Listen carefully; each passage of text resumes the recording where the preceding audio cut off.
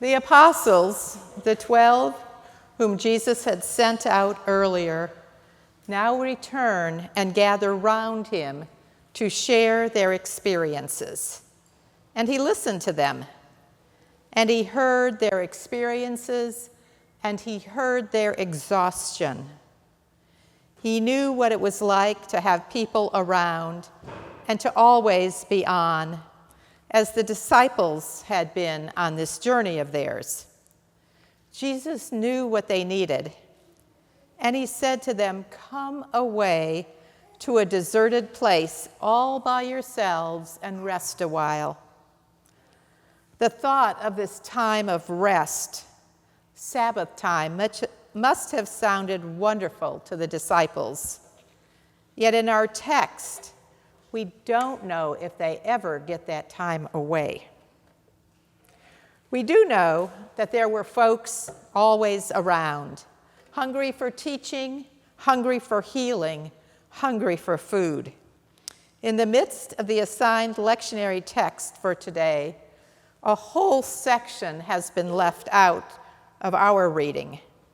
We don't hear about the feeding of 5,000 people, or we don't hear about the healing, about Jesus telling the disciples, "Do not be afraid," as they see him walking on the water toward their boat and then joining him. So part of that is that Jesus has been teaching, and late in the day, the disciples wanted to send the people away so they could go to the village and buy their food. And Jesus said to the disciples, "You give them something to eat." And we hear their reaction. I mean, it's like, with what?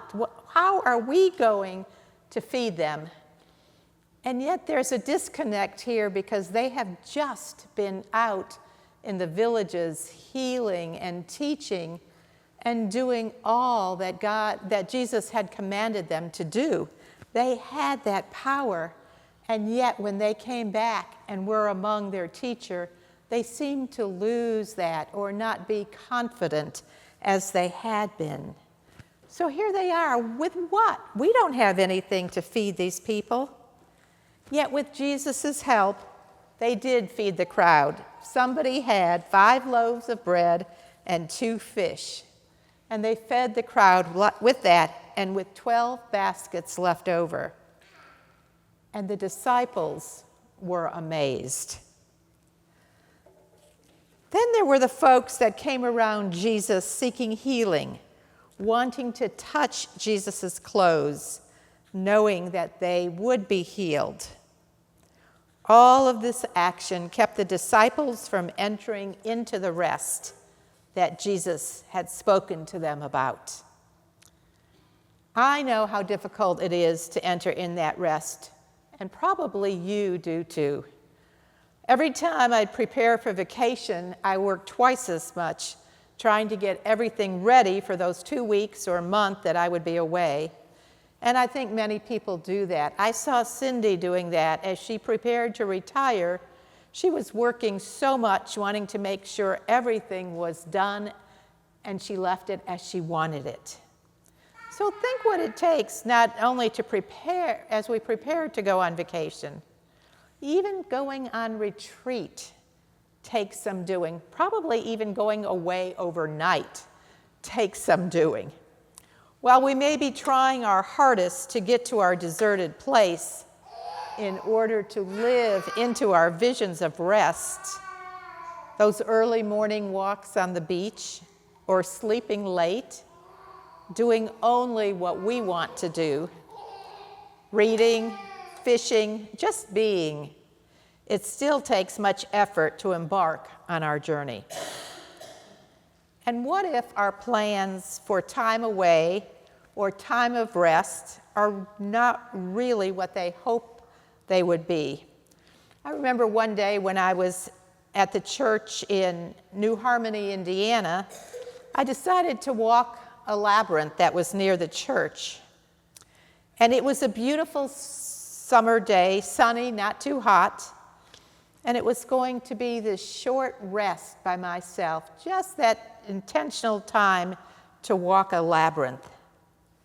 And all was quiet as I started the walk. And then about 5 minutes into my time, being a tourist town, people started coming into the labyrinth area. And they stood around the sides of the labyrinth watching me. And they watched a while, and then they started asking me questions. And once they left, others came closer, and there were even some little kids who were eager to wash their feet in the fountain, and they wanted to walk around the labyrinth. So much for my deserted place. But I wondered if this is how the apostles felt when they hoped they were going off by themselves and people followed. But Jesus didn't seem to get frustrated. He had compassion on the crowds. He could tell they were kind of at loose ends, and he began teaching them. I wonder about the many things Jesus taught. If I was there, I wonder if I would be sitting on a hill or down by the water listening. And if I was listening, would I really hear what he had to say? So often we have our own agenda, which keeps us from hearing all that someone else might have to say. Or we're trying so hard to have something to say back to them that we don't really hear. Coming away to a deserted place all by yourself and resting a while can mean taking a break from the stimuli which comes at us constantly. Come away and rest. Refresh yourself. Recover strength. Be quiet within and be present. Let God speak through the quiet. Turn off everything for a bit, even the chatter going on in our heads, which I know is difficult to do. And even when we try to do it, it creeps back in. And we're constantly bringing ourselves back to center again. Or as somebody said, we're always coming back to God. It's supposed to be easier to take this time of rest if we can find a place to go. But we can't always do that for many reasons. So how can we come away and rest in the midst of our lives? Can we take a minute or two to sit quietly before God without questions and without answers? 1 or 2 minutes in the midst of nature, or in a chapel, or around the memorial garden, or in a quiet room? We know God is present. We are among God. We have a God who is intimately involved with us, a God who was moved and affected by what happens in the world. This is not a God who looks upon us with pity, but a God whose very essence is compassion, a God who calls us to come, learn what it is to live compassion, a God who teaches us what compassion means. They came to Jesus because they recognized compassion and healing, and they just wanted to touch the fringe of his robe. Do we recognize the compassion and the healing Jesus offers to us? Often this is through other people. Perhaps, though, that's our plea: if only I touch the fringe of his cloak. And we do every time we come to sit in the midst of the holy. We too touch part of Jesus and receive our healing. And then we are asked to go out and be the church. Go out and live that same compassion. Live the healing presence of God in the world. By being the fringe of Christ's garment, we can bring healing to a world much in need of being made whole. There's a phrase attributed to theologian Howard Thurman: look out on life with quiet eyes. Thurman says, I still study how I may be tender without being soft, gracious without being ingratiating, kind without being sentimental, and understanding without being judgmental. Here in the quietness, I shall give myself in love to my neighbors.